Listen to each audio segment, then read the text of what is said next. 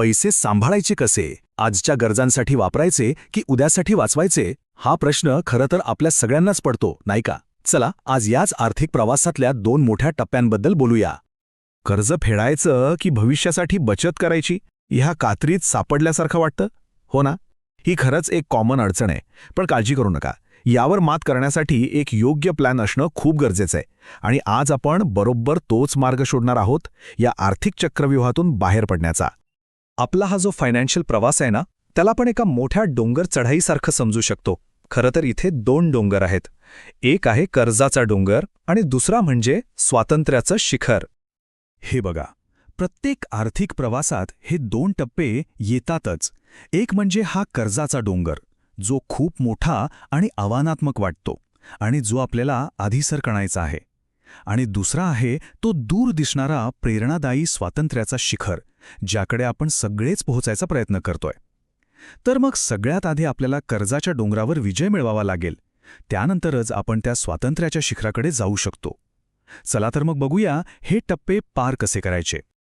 ठीक आहे, तर मग प्रवासाच्या पहिल्या भागाकडे वळूया, म्हणजे कर्जाचा डोंगर कसा सर करायचा. या आव्हानाला सामोरं जाण्यासाठी 2 खूप प्रसिद्ध पद्धती आहेत. पहिली पद्धत आहे डेट स्नोबॉल. ही पद्धत पूर्णपणे सायकॉलॉजीवर म्हणजे मानसशास्त्रावर काम करते.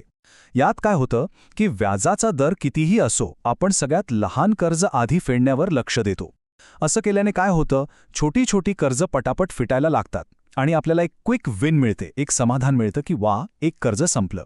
आणि हाच आत्मविश्वास मग मोठी कर्ज फेडण्यासाठी खूप कामाला येतो. आणि दुसरी पद्धत आहे डेट ॲव्हलॉन्च. ही पद्धत सायकॉलॉजीवर नाही तर शुद्ध गणितावर चालते. ह्यात आपण लहान कर्जाकडे बघत नाही, तर ज्या कर्जावर सगळ्यात जास्त व्याजदर आहे ना, ते आधी फेडतो. असं केल्याने काय होतं, आपलं व्याजावर जाणारं अतिरिक्त पैसे वाचतात आणि साहजिकच ह्यामुळे एकूण कर्ज लवकर फिटतं आणि पैसेही वाचतात. तर मग प्रश्न येतो की कोणती पद्धत निवडायची, स्नोबॉल जी आपल्याला मोटिवेटेड ठेवते की ॲव्हलॉन्च जी गणिताच्या दृष्टीने जास्त फायदेशीर आहे. बघा, याचं उत्तर प्रत्येकासाठी वेगळं आहे. ही निवड पूर्णपणे आपल्या स्वभावावर आणि शिस्तीवर अवलंबून आहे.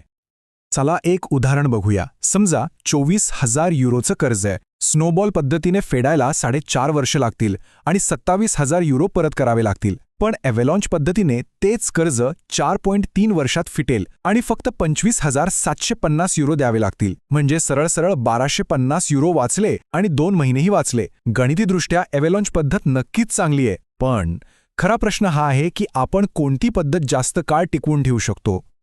आणि म्हणूनच सर्वोत्तम रणनीती कोणती, तर तीच जी आपण फॉलो करू शकतो, जी आपण टिकवून ठेवू शकतो.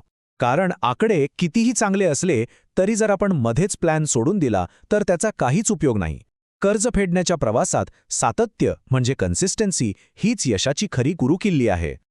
ओके, तर कर्जाचा डोंगर कसा सर करायचा यावर आपण बोललो. आता वळूया आपल्या अंतिम ध्येयाकडे, ते म्हणजे स्वातंत्र्याचं शिखर. यालाच फायर असंही म्हणतात. पण हे फायर म्हणजे नेमका आहे तरी काय? फायर म्हणजे फायनान्शियल इंडिपेंडन्स, रिटायर अर्ली, आर्थिक स्वातंत्र्य आणि लवकर निवृत्ती. ही एक संकल्पना आहे, एक चळवळच म्हणा ना.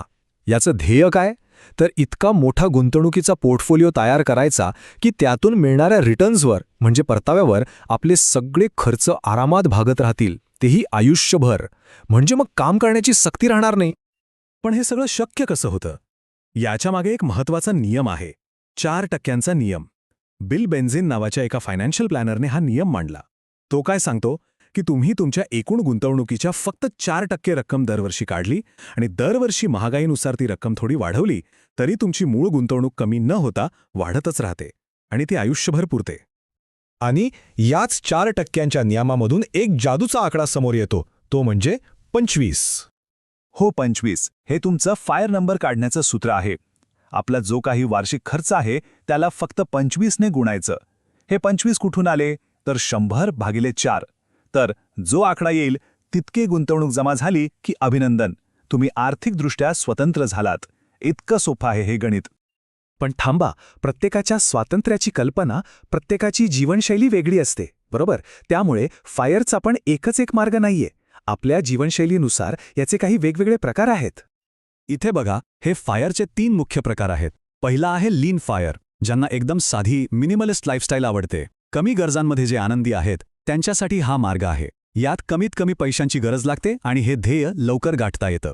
दुसरा आहे फॅट फायर, ज्यांना निवृत्तीनंतरही आरामात श्रीमंतीत जगायचं आहे, कोणतीही तडजोड करायची नाही, त्यांच्यासाठी हा प्रकार आहे. साहजिकच यासाठी खूप जास्त पैसे लागतात आणि वेळही जास्त लागतो. आणि तिसरा मधला मार्ग आहे कोस्ट फायर, म्हणजे करिअरच्या मध्यावरच कामाचा ताण कमी करून थोडं रिलॅक्स व्हायचं, पण काम पूर्णपणे सोडायचं नाही. हा एक संतुलित पर्याय आहे. तर मग आपण कोणत्या प्रकारचे गिर्यारोहक आहोत? जर साधेपणा आणि कमीत कमी गरजा याला महत्त्व देत असाल तर लीन फायरचा मार्ग आपला आहे. जर निवृत्तीनंतरही उच्च जीवनमान टिकवायचं असेल तर फॅट फायर हे शिखर गाठावं लागेल. आणि जर करिअरच्या मध्यावरच कामाचा ताण कमी करून थोडं निवांत व्हायचं असेल तर कोस्ट फायर हा एक उत्तम पर्याय ठरू शकतो. बरं, तर ह्या सगळ्या चर्चेतून आपण काय शिकलो? एकीकडे कर्ज फेडण्याचा मार्ग आणि दुसरीकडे लवकर निवृत्तीचं ध्येय. या प्रवासाचा एक नकाशा आता आपल्या समोर तयार आहे. हाच आहे आपला आर्थिक दिशादर्शक. पण या प्रवासातला सगळ्यात महत्त्वाचा संदेश कोणता असेल तर तो हा आहे. शेवटी आकडे, नियम, पद्धती या सगळ्यांपेक्षा जास्त महत्त्वाचं काय आहे तर आपल्या पैशांबद्दल जाणीवपूर्वक विचार करणे आणि स्वातंत्र्याची स्वतःची व्याख्या तयार करणे. प्रत्येकासाठी स्वातंत्र्याचा अर्थ वेगळा असू शकतो. तर आता नकाशा आहे, साधनं आहेत, कर्जमुक्तीचा मार्गही आहे आणि आर्थिक स्वातंत्र्याचं ध्येयही समोर आहे. आता प्रश्न हा नाही की हे शक्य आहे की नाही. प्रश्न हा आहे की प्रत्येकाने आपल्यासाठी स्वातंत्र्याचं कोणतं शिखर निवडायचं आहे. तुमचं आर्थिक स्वातंत्र्य कसं दिसतं?